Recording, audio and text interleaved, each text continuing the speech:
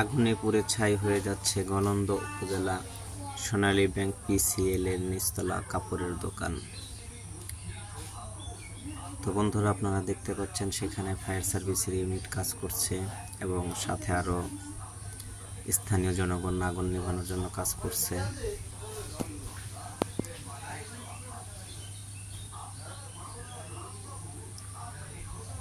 বন্ধুরা, আপনারা দেখতে পাচ্ছেন সেখানে আগুন নেভানোর জন্য সকলেই কাজ করছে এবং আগুন অনেকটা নিয়ন্ত্রণে চলে আসছে।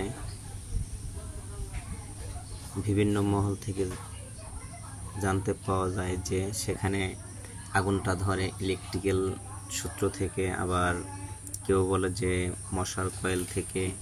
বিভিন্ন মানুষের বিভিন্ন ধ্যান ধারণা, আসলে প্রকৃত সূত্র এখনো বের করা সম্ভব হয়নি, তবে চেষ্টা চলছে কিভাবে আগুনটা লাগলো।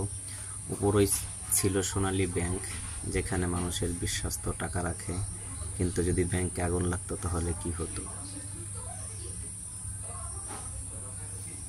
এবং সেখানে উপস্থিত ছিলেন বিভিন্ন সাংবাদিক, তারা বিভিন্নভাবে ঘটনাটি উদ্ঘাটনের চেষ্টা করছে।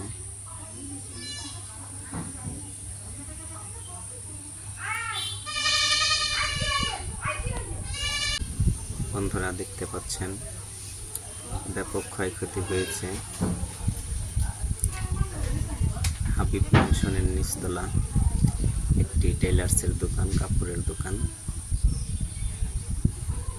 এখনো ধোঁয়া উঠছে, এখনো বন্ধুরা প্রচুর ধোঁয়া উঠছে, আপনারা দেখতে পাচ্ছেন বন্ধুরা।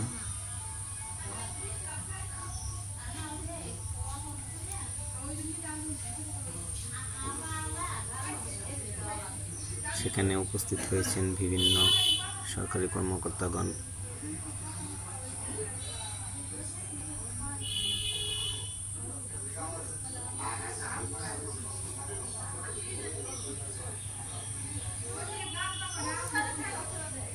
তদন্ত করতে চলে আসছে পুলিশ, ফায়ার সার্ভিস, আরো অনেকেই। তদন্ত উদ্ঘাটনের চেষ্টা চলছে।